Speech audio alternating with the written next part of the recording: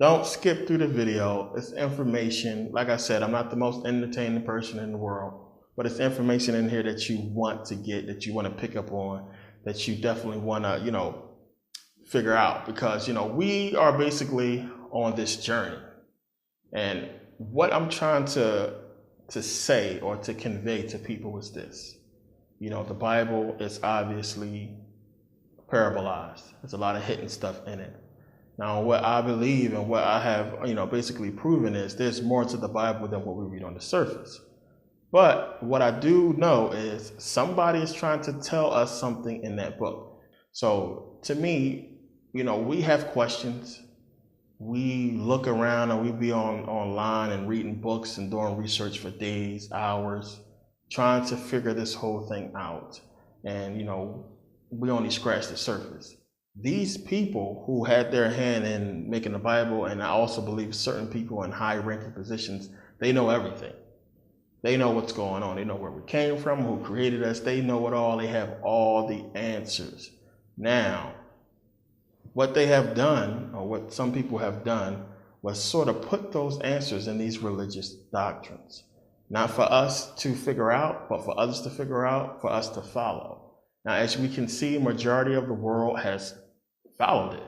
They've bought into it hook, line, and sinker. And it's only for those who can look past the bullshit, who do the actual research, who can see that it's more to these books, it's more to this, this whole religion thing than what we have been told. So, but I also wanted to kill two birds with one stone. Instead of putting out a whole long video on the book of Enoch, I'm going to go into it here because it's going to help us out. But we're going to start back in the Garden of Eden. Okay, so now, we have been told our whole life that Adam and Eve are the first two people. Adam first, Eve later, first two people on the planet.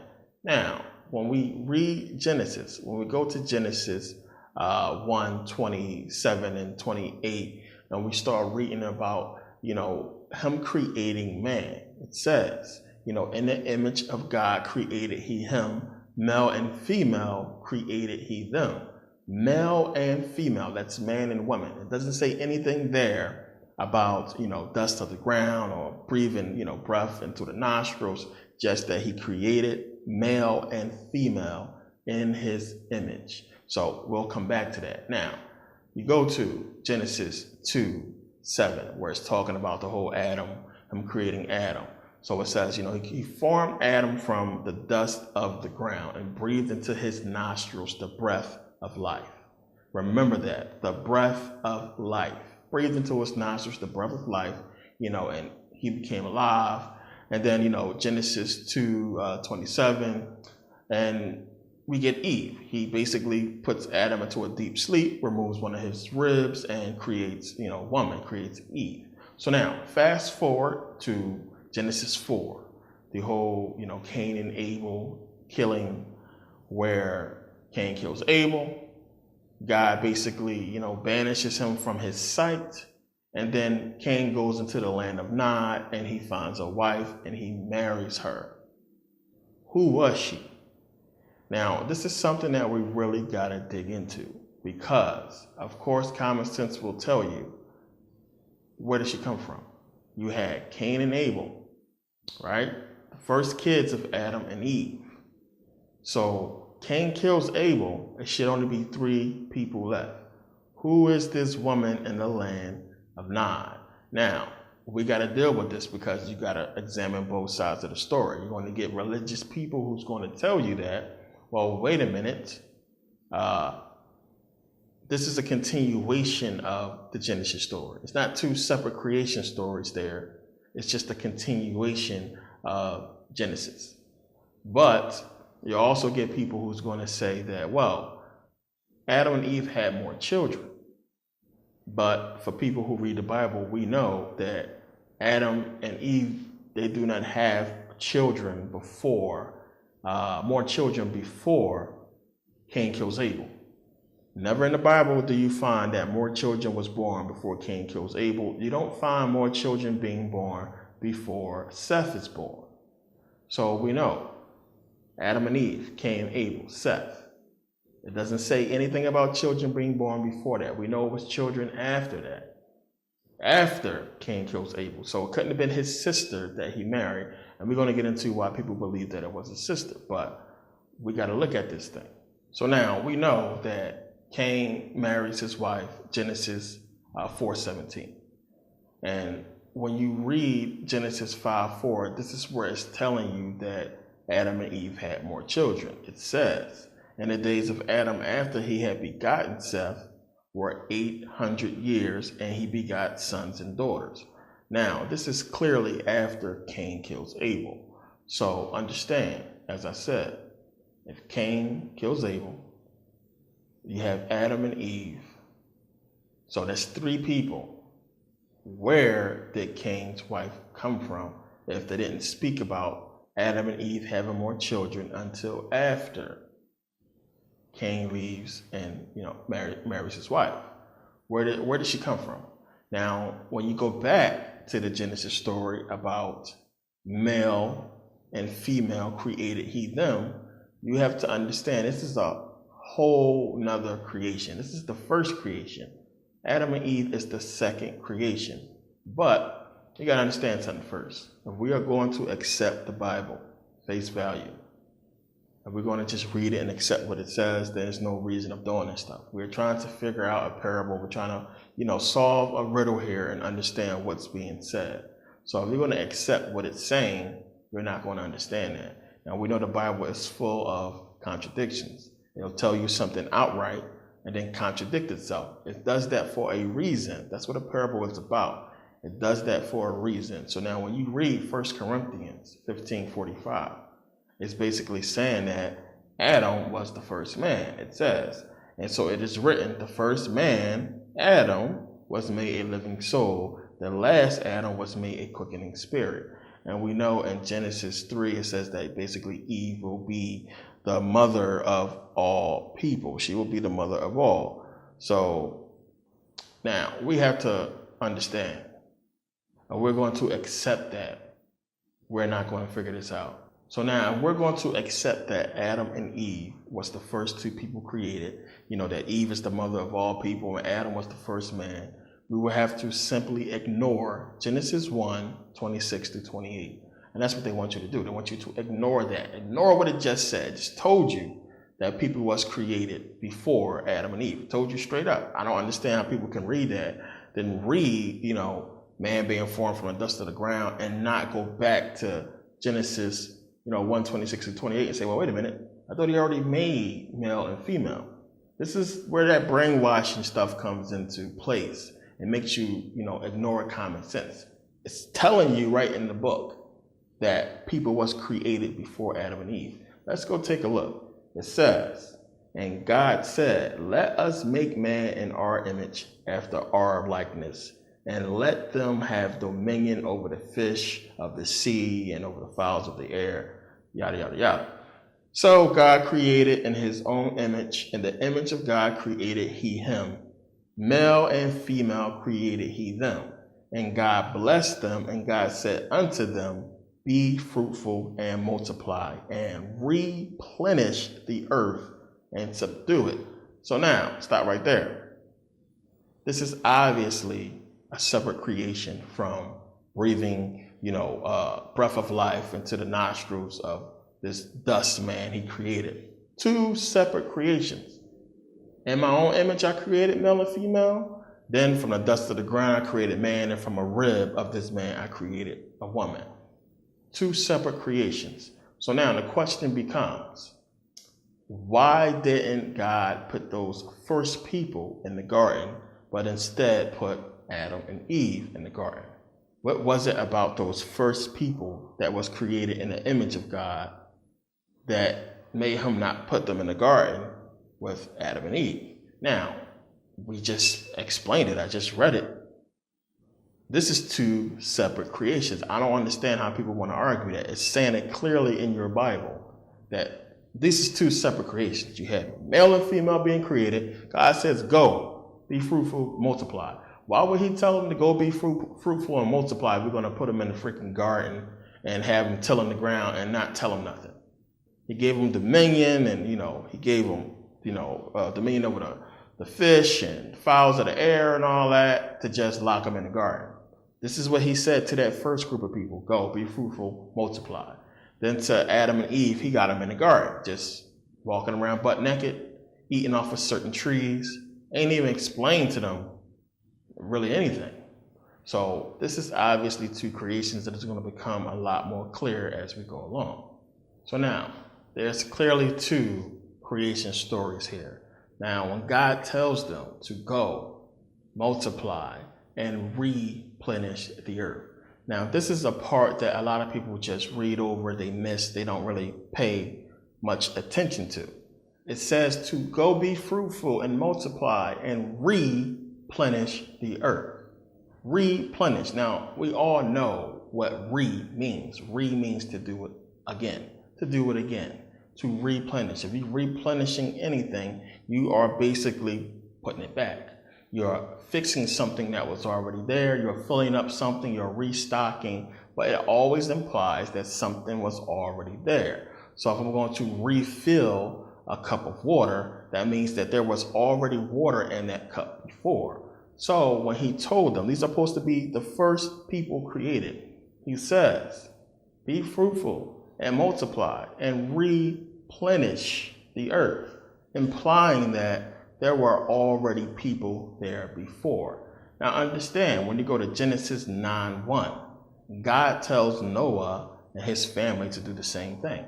When you read Genesis 9:1, he says, go be fruitful and multiply and replenish the earth. Why? Because he just destroyed the earth, we know, with the flood.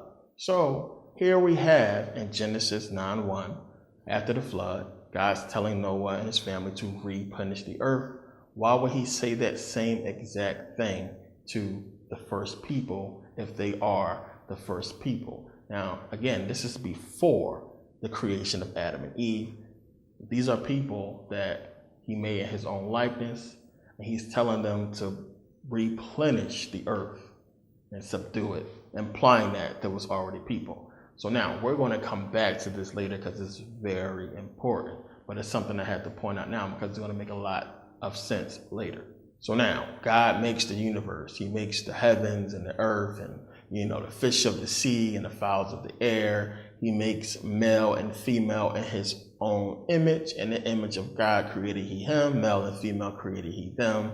And he told them, go be fruitful and multiply. Then God does what? On the seventh day, he rests. Then he realizes, well, wait a minute, he made it rain and there's no man to till my ground, to till my garden. So he forms man from the dust of the ground. So read what it's saying here. It's basically saying man exists already. Then he formed man from the dust of the ground. So if there is no such thing as man, if Adam was the first man and he's creating the first man, how can you say that he formed man from the dust of the ground? There's no such thing as man. So how are you forming man from the dust of the ground? Man don't exist. If this is the first man, that's like me saying, well, I'm going to make an apple from the dust of the ground. I'm going to make this dirt look like an apple. Well, there's no such thing as an apple. So what are you talking about? If you understand what I'm trying to say here.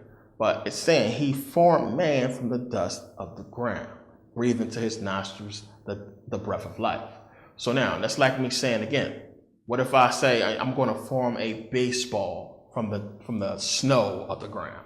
I'm going to take some snow from the ground, I'm going to form it into a baseball. Now, just because I use snow to make a baseball, to make it look like a baseball, does that mean that, baseballs are made of snow? Of course not. So he formed man from the dust of the ground and breathed into his nostrils the breath of life, implying that this is some kind of fabrication, some kind of fabricated man, some kind of separate man. This is not like the first man he created in his likeness. And it's going to become more clear as we go along. So he formed man from the dust of the ground, put him in his garden, and said, till the ground. Go ahead and do that. So we're talking about a separate creation that was created for something specific, and that was to till the ground. So how can God, in his infinite wisdom, not realize that, well, wait a minute, I'm going to need one of these men to till my ground. He doesn't realize that until he rests. So a lot of people have to think about that. You have a creation before God rests and a creation after God rests. So it's highly unlikely that God will create everything, universe, animals, everything, and rest on the seventh day. Then on the eighth day, create man. So man was created on the eighth day, or was man created before God rests? This is what the Bible is telling you clearly. I mean, it's in the book. For man and woman, then he rests, then you get Adam.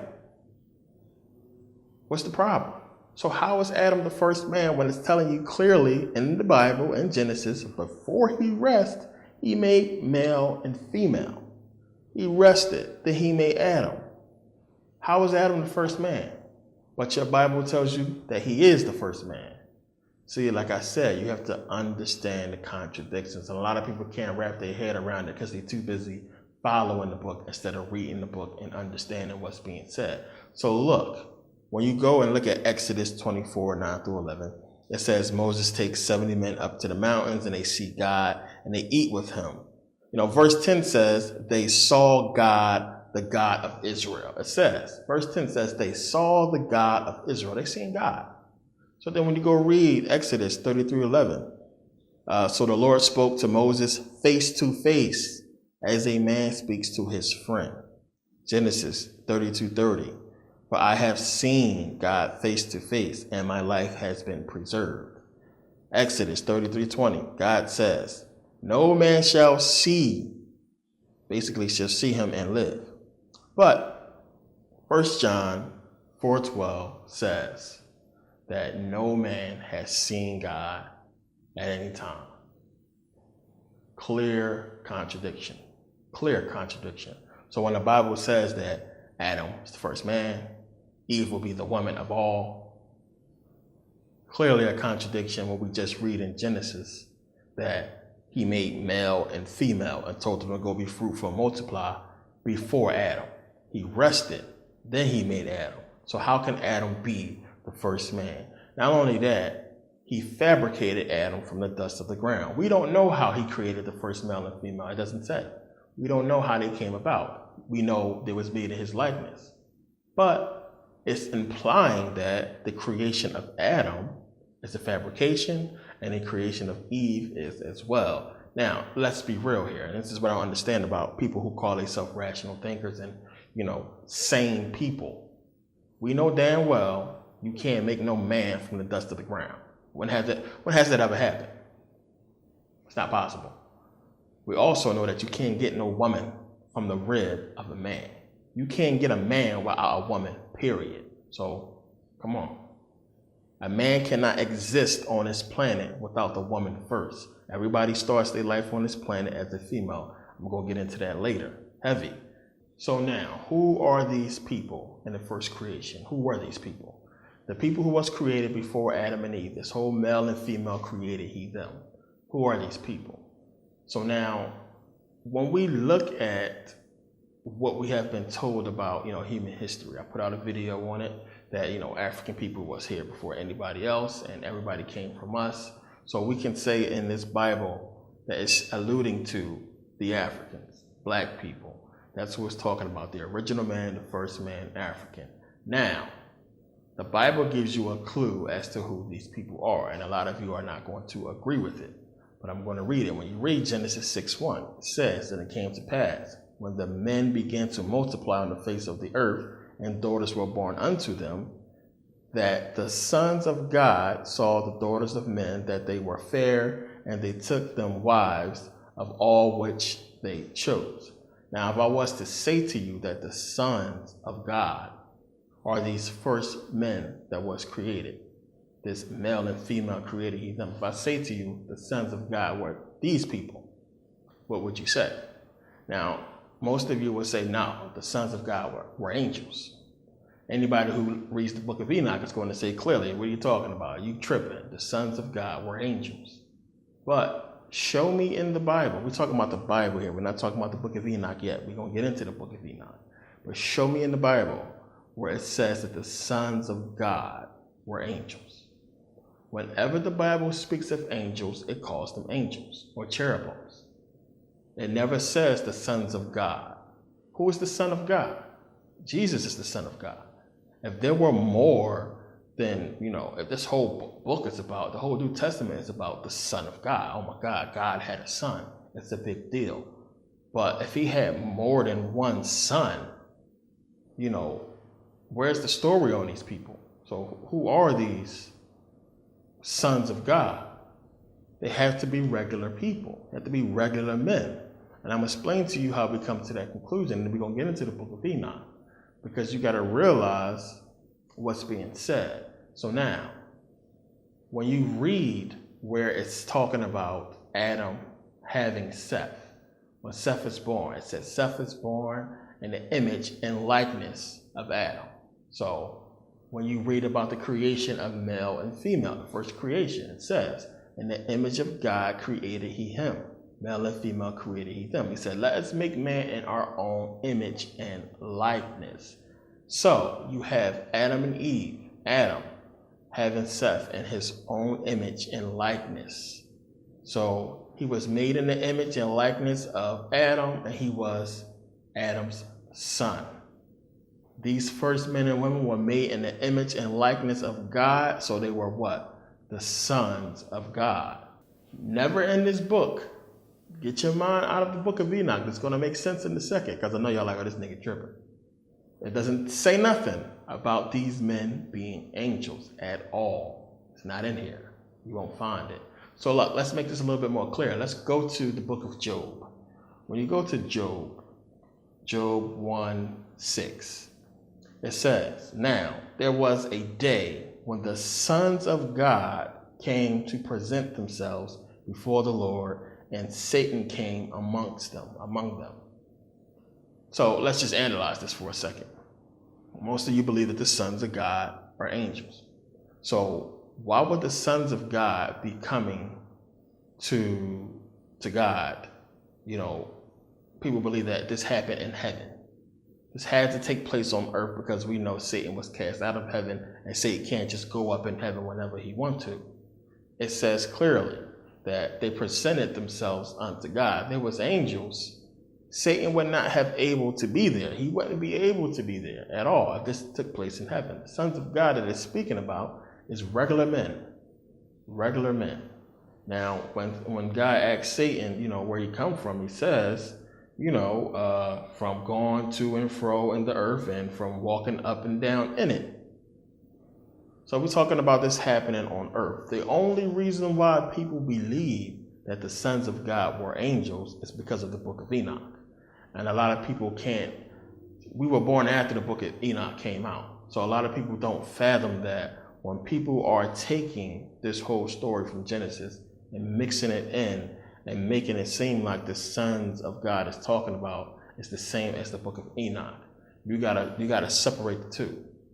We know that the book of Enoch was supposed to be in there, but we don't have the original, so we can't say that. Now, for argument's sake, we're going to separate the two, and I guarantee you it's going to make a lot more sense. But here, clearly, when you try to analyze it, it's saying the sons of God, these sons of God were just normal men. Now, another thing, people don't realize what they read sometimes. When you read John 3:16, God sent his only begotten son, only begotten son, only begotten son.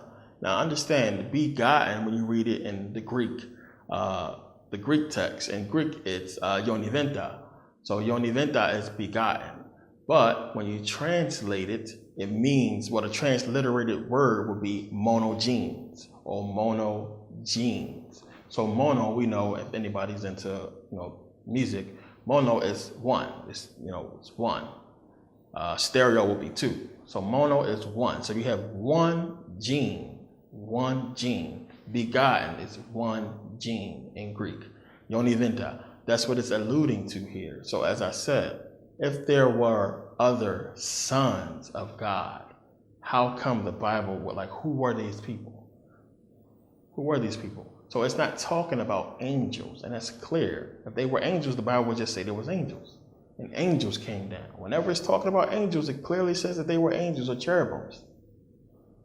when it says the sons of God, it's talking about the sons of God. It's talking about these men. Now understand, as I said, we are trying to figure out a parable here. If we're going to accept the book face value, you might as well just be a Christian. There's a parable here. It's a story here. We got to decode it. You got to break it apart, because they put this here for certain people, not for you to figure out. But you got to understand what's being said. The sons of God are black people. That's who they are, the original man. And it's only going to allude to them at certain times. And you got to understand what is being said. It's so much going on in Genesis that is crazy.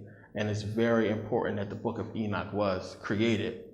You know, if the book of Enoch that you know, that you read, it's not the original. It's not the one that was probably with this one. And who knows what it said, or if it was even really written and taken out. Who knows? We don't know. But the person who wrote the one that you are reading, the one that we know, is a genius, because they were trying to fill in the gaps, but at the same time, it's telling you something. And we're going to get into that. So now Genesis 6:4 says, there were giants in the earth in those days, and also after that, when the sons of God came in unto the daughters of men, and they bare children to them, the same became mighty men which were of old, men of renown.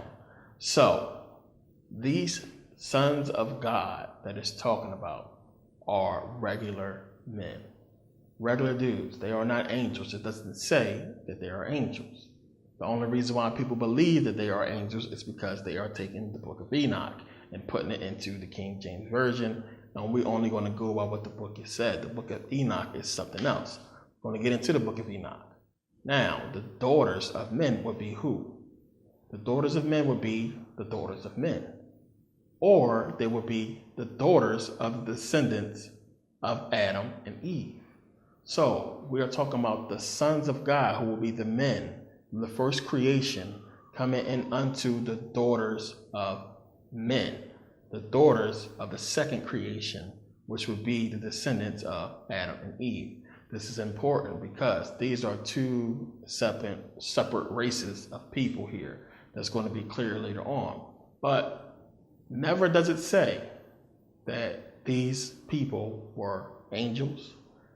When you go down and read where it says that there were giants in the earth in those days, and also after that, it said giants were in the earth in those days, and also after that. When were giants in the earth? When the sons of God came in unto the daughters of men. That's when. So think about it. It's not telling you that these children were giants. It doesn't say that angels came down. Now you would think that it would say definitively cherubims or angels came down and had sex with the daughters, or cherubims or angels came down and knew the daughters of men. It doesn't say that. And they bear children. It doesn't say that. It says the sons of God came in unto the daughters of men and bare children, men of renown, men of old. Now renown means famous. That these people were famous. They was heroes. That's basically what it's saying in the Bible. The book of Enoch is something different. But you would have to think that it would say definitively that angels came down, had sex with women, and bare giants.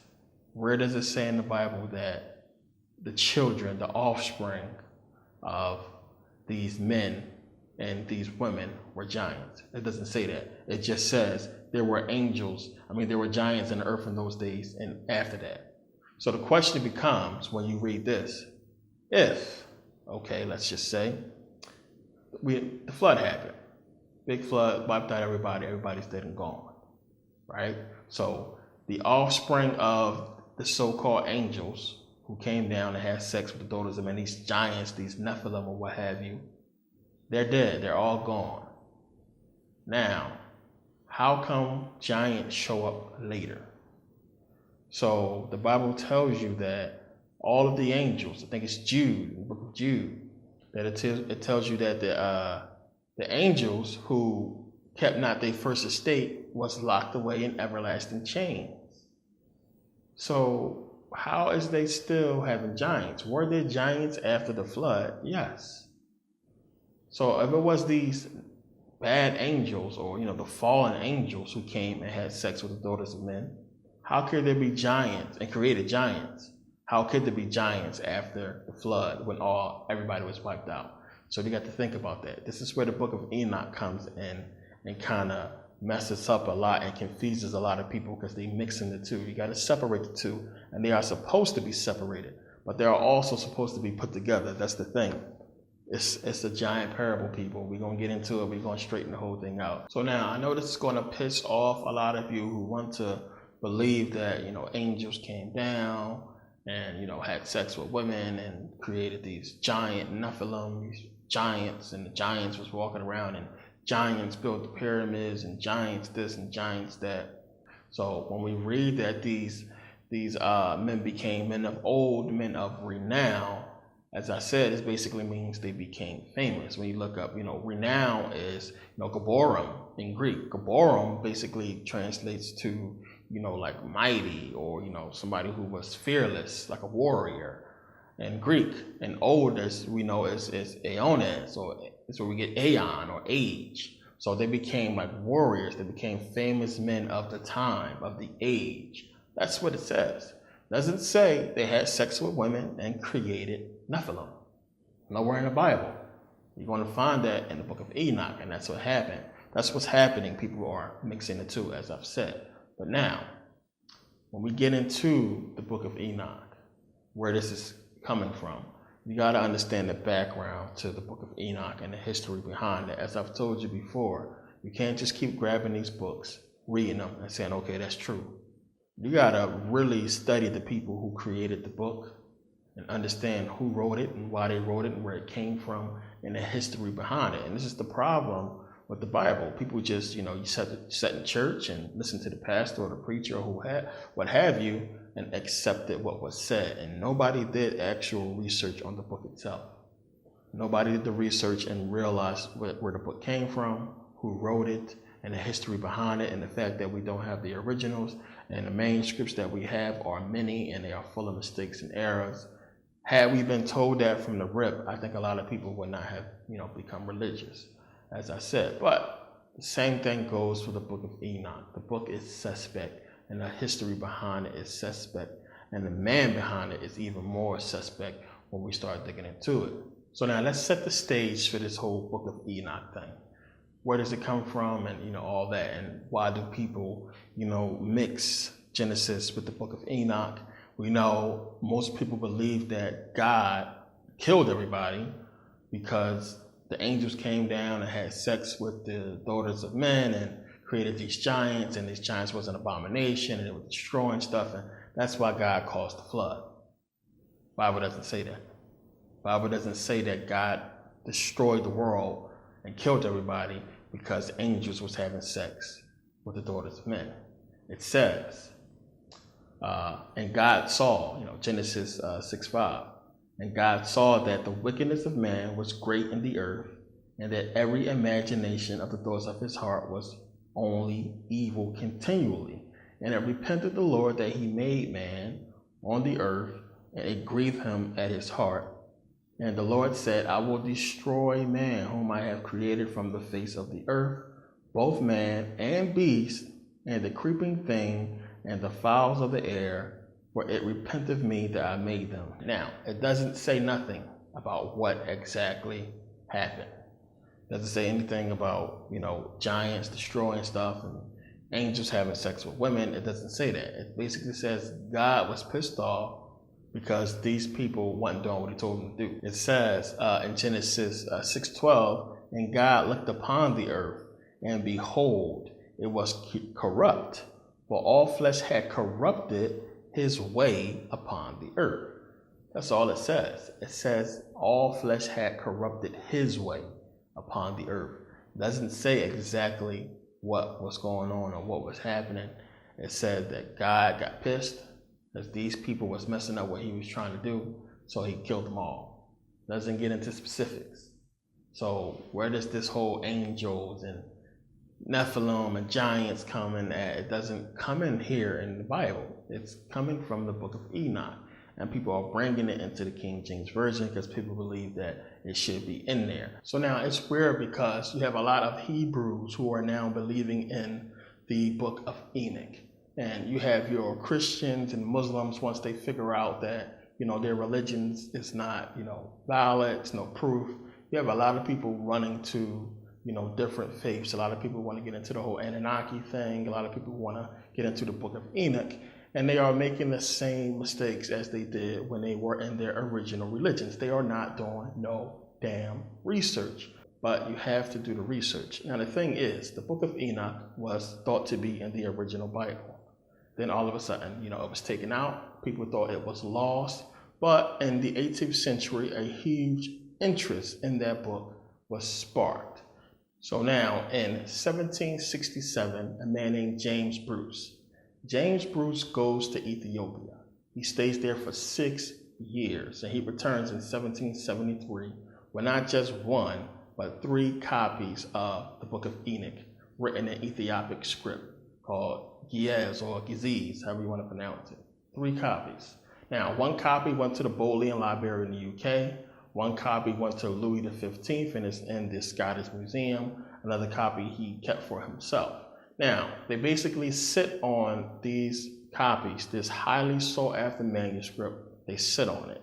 And a translation is not done until 1821 when Richard Lawrence does this whole translation, and it's basically revised about 4 times after that, from 1833 to about 1912, when we finally get this, revised copy of a revised version of the Book of Enoch. Now, of course, a lot of people were skeptical about the whole manuscript because you had people come out before and try to fake the whole manuscript, and it was proven fraudulent. But here you have, this Scottish writer and explorer who comes, he goes to Ethiopia, stays there for 6 years, comes back with 3 copies.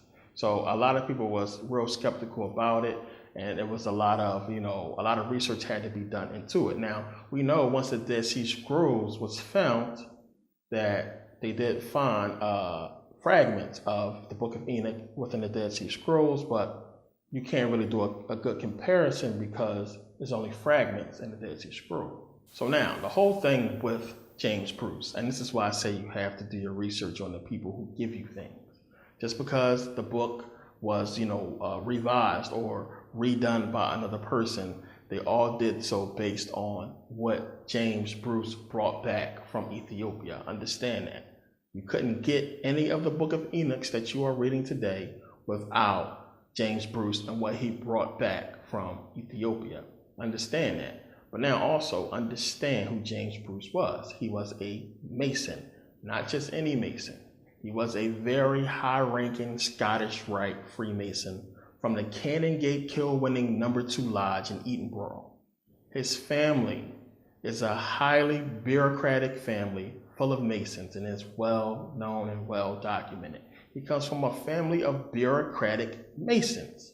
Everybody knows this. When you go to their site, when they list the former members that who has passed, you can go and find James Bruce. There it is. Here's his name.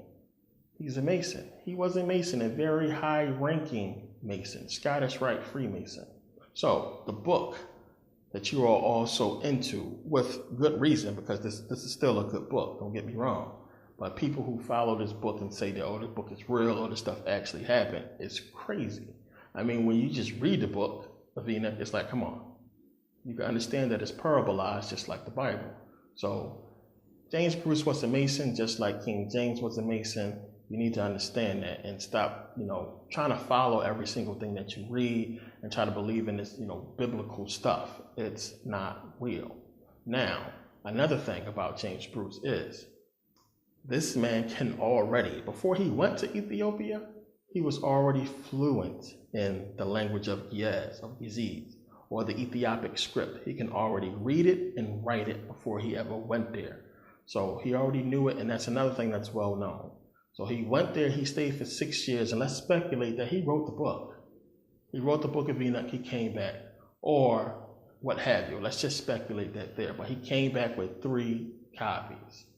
Now, since we do not have the original, Book of Enoch, we can't really compare it to anything. We can't compare it. And you got to understand the people who are in control of these manuscripts are all on the same team. So, why would they do any, real comprehensive, comparison on the thing when it's the same people giving you these doctrines. Same people, they're on the same team.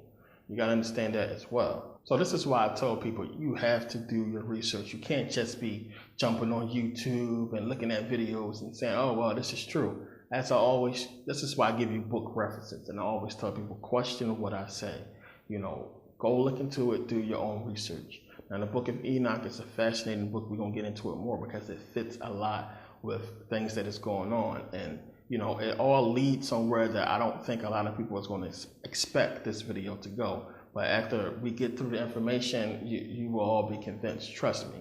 But understand, you have this Scottish Rite Freemason, right? He already reads the language, writes it as well. He goes away for 6 years. He comes back with the most, elusive book ever, that has been missing from the Bible. Very elusive. So many people have searched for this book and tried to fake it. But he comes back 6 years later with 3 copies of this book written in a language that he already knew. And nobody stops to think that, well, maybe he wrote it himself. Nobody stops to think it. He didn't even do a translation when he came back. He came back with the manuscripts. He did whatever with them, and that was it. He was a Mason. Why would you expect a Mason to give you any truth? They're secret people, secret society. Their whole job is to hide the truth or guard the truth. Why would you expect this man to give you any truth? Now, don't get me wrong. He gave you a book, a parabolized book with a lot of hidden meanings into it, just like King James did with the Bible. This is the whole reason why they make these books. It's not for you, as I told you before. It's for them. That's why he didn't do a translation, because it's not for you. And the translation that was done and what was put out to the public later in English for us is all parabolized. We're not going to know what the original said. We're not really going to know what the Ethiopic script says. And all black people see is, oh, well, it came from Ethiopia. It's our book. They don't want to do no damn research. Oh, it came from Africa. It came from Ethiopia. It's our Bible. And don't look into it. Now, I know that the Ethiopian church added it to their Bible, but they did so after he found it. They didn't do it before. Because if they did it before, then it wouldn't be an elusive book. It would be like, okay, I go to Ethiopia. It's not going to take me 6 years to find the book of Enoch if they already have it in their Bible. So they didn't add it till later. The Ethiopians said, oh yeah, it came from Ethiopia, it came from us. Okay, well, let's put it in our Bible. That's all that happened. And you need to understand that. That's all that happened. Do some damn research. People just want to fall in love with every little teeny biblical thing because they don't understand. They don't want to understand. They want an easy way out. This is not going to be easy. This information is hard to come by, and you really have to dig and do research. You can't just be falling into stuff. But understand, it's not real. It's not. It's a parable book. It's like the Bible. The Bible's not real. The book of Enoch is not real, but it's information that you need to take from it. So now understand, when we look at the Ethiopian Orthodox Church, now you got to realize the Ethiopian Orthodox Church was under control. It was controlled by the Coptic Orthodox Church of Alexandria. It was under control by them from the 4th century all the way up to 1959. Now, when you go ahead and look at the Ethiopian Orthodox Church, when you look at the Ethiopian monasteries like Abagarima, when you look at the walls, look at this place, you can see who they worship. You can see that these people have been brainwashed. They have been basically misled. Look at the walls. Look at the pictures here.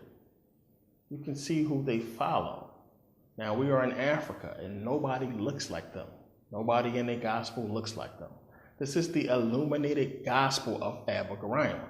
Now, Abagarima was a Byzantine royal who came there in the 5th century.